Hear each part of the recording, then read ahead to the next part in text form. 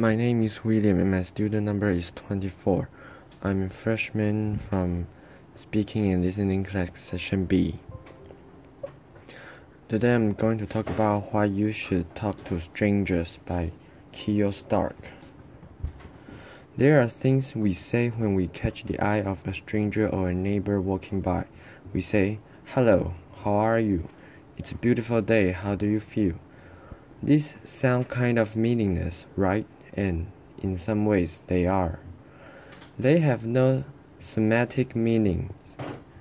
It doesn't matter how you are or what the day is like. They have something else. They have social meaning. What we mean when we say those things is, "I see you there." I'm obsessed with talking to strangers. I make eye contact, say hello, I offer help, I listen. I get all kinds of stories. About 7 years ago, I started documenting my experience to try to figure out why. What I found was that something really beautiful was going on. This is almost poetic. These were really profound experiences.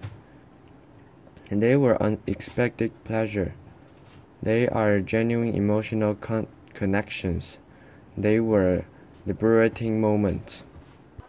So one day, I was standing on a corner waiting for the lights to change, which I'm a New Yorker, so that means I was actually standing in the street on the storm drain, as if that could get me crossed faster. And there's an old man standing next to me. So he's wearing like a long overcoat and a sort of an old man hat. And he looked like somebody from a movie, and he says to me, "Don't stand there, you might disappear." So this is absurd, right? But I did what he said. I stepped back onto the sidewalk, and he smiled and he said, "Good, you never know, I might have turned around and zoop, you're gone." This was weird and also really wonderful. He was so warm, and he was so happy that he saved me. We had this little bond for a minute. I feel like my existence as a person had been noticed, and I was worth saving. The really sad thing is, in many parts of the world, we are raised to believe that strangers are dangerous by default, that we can't trust them, that they might hurt us, but most strangers aren't dangerous. We're uneasy around them because we have no context. We don't know what their intentions are, so instead of using our perception and making choice, we rely on this category of stranger. I have a 4-year-old. When I say hello to people on the street, she asks me why. She says, "Do we know them?" I say, "No, they're our neighbor." "Are they our friend?" "No, it's just good to be friendly." I think twice every time I said that to her, because I mean it, but as a woman particularly. I know that not every stranger on the street has the best intentions. It's good to be friendly, and it's good to learn when not to be, but none of that means we have to be afraid. There are two huge benefits to using our senses instead of our fears. The first one is that it liberates us. When you think about it, using perception instead of categories is much easier said than done. Categories are something our brains use. When it comes to people, it's sort of a shortcut for learning about them. We see male, female, young, old, black, brown, white, stranger, friend, and we use the information in that box. It's quick, it's easy, and it's a road to bias. And it means we're not thinking about people as individuals. I know an American researcher who travels frequently in Central Asia and Africa alone. She's entering into towns and cities as a complete stranger. She has no bounds, no connections. She's a foreigner. Her survival strategy is this: Get one stranger to see you as a real individual person. If you can do that, it helps other people see you that way too. The second benefit of using our senses has to do with intimacy. I know it sounds like a little counterintuitive, intimacy and strangers, but these quick interactions can lead to a feeling that sociologists call fleeting intimacy. So, it's a brief experience that has emotional resonance and meanings. It's a good feeling I got from being saved from the death trap of the storm drain by the old man, or how I feel like part of a community when I talk to somebody on my train on the way to work. Sometimes it goes further. Researchers have found that people often feel more comfortable being honest and open about their inner selves with strangers than they do with their friends and their families.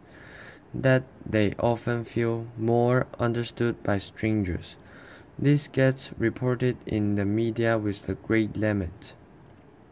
Strangers communicate better than spouses. It's a good headline, right? I think it entirely misses the point. The important things about these studies is just how significant these interactions can be, how this special form of closeness gives us something we need as much as we need our friends and our families. So how is it possible that we communicate so well with strangers? There are two reasons. The first one is that it's a quick interaction. It has no consequences. It's easy to be honest with someone you're never going to see again, right? That makes sense. The second reason is where it gets more interesting. We have a bias when it comes to people we're close to. We expect them to understand us. We assume they do, and we expect them to read our minds. So imagine you're at a party, and you can't believe that your friend or your spouse isn't picking up on it that you want to leave early, and you're thinking, I gave you the look. With a stranger, we have to start from scratch. We tell the whole story. We explain who the people are, how we feel about them. We spell out all the inside jokes. And guess what? Sometimes they do understand us a little better.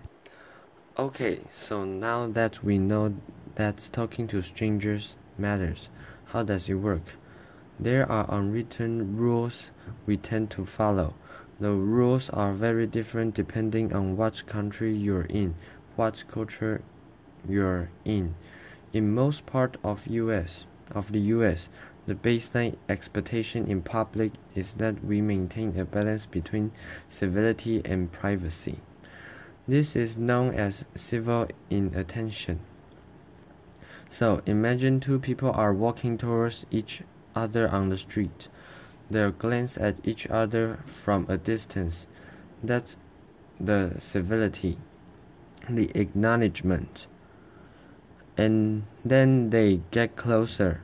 They'll look away to give each other some space. In other cultures, people go to extraordinary lengths not to interact at all.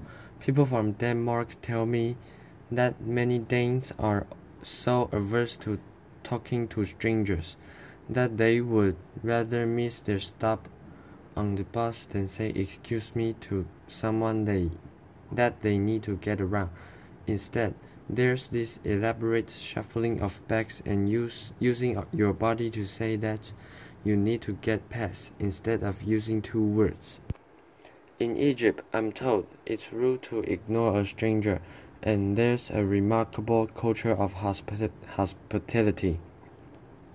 Strangers might ask each other for a sip of water, or if you ask someone for directions, they're very likely to invite you home for coffee. We see these unwritten rules most clearly when they're broken, or when you're in a new place and you're trying to figure out what the right thing to do is. Sometimes breaking the rules a little bit is where the action is. In case it's not clear, I really want you to do this, okay? So here's how it's going to do. Find somebody who is making eye contact. That's a good signal. The first thing is a simple smile. If you're passing somebody on the street or in the hallway here, smile. See what happens. Another is triangulation. There's you, there's a stranger, there's some third thing that you both might see and comment on it, like a piece of public art or somebody's preaching in the street or somebody wearing a funny clothes. Give it a try, make a comment about that third thing and see if it starts a conversation. Another is what I call noticing. This is usually giving a compliment. I'm a big fan of noticing people's shoes. I'm actually not wearing fabulous shoes right now, but shoes are fabulous in general, and they're pretty neutral as far as giving compliments goes. People always want to tell you things about their awesome shoes.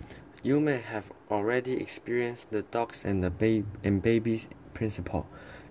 It can be awkward to talk to someone on the street. You don't know how they're going to respond, but you can always talk to their dog or their baby. The dog or the baby is a social conduit to the person, and you can tell by how they respond whether they're open to talk more. The last thing I want to challenge you is disclosure. This is a very vulnerable thing to do, and it can be very rewarding.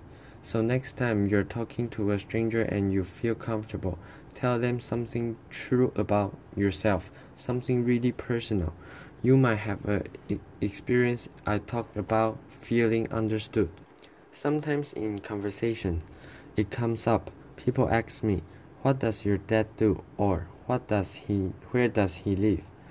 And sometimes I tell them the whole truth, which is that he died when I was a kid. Always in those moments, they share their own experience of loss. We tend to meet disclosure with disclosure, even with strangers. So here it is. When you talk to strangers, you're making beautiful interruptions into the expected narrative of your daily life and theirs. You're making unexpected connections.